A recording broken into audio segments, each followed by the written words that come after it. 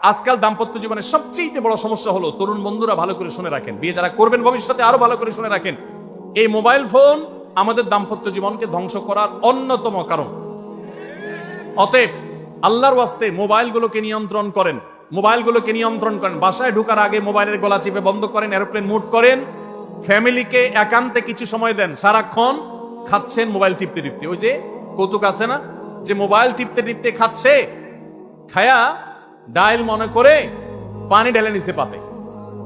খাওয়ার সময় এবার চিন্তা করতে বলতেছে যে কি দিয়ে রান্না করছো, লবণ দাও না ডাইলে, আসলে ঢেলে নিচে কি পানি।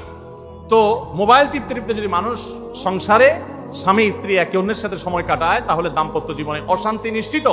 যত অশান্তি এবং যত ঝগড়া, যত ভুল বোঝাবুঝি আমাদের ফ্যামিলিগুলোতে হয়, এর অন্যতম প্রধান কারণ হলো এই মোবাইল এডিকশন, মোবাইল আসক্তি। স্বামী বলেন স্ত্রী বলেন উভয় একান্তে স্বামী স্ত্রী বাসা বাড়িতে তো অবস্থান চলবেন করবেন, ব্যবসা বাণিজ্য কাজ কাম আল্লাহর হস্তে, এগুলো সব জমা রেখে তারপর স্বামী স্ত্রী একে অন্যকে সময় দিবেন। ইনশাআল্লাহ দাম্পত্য জীবনের সুখ শান্তি আসবে।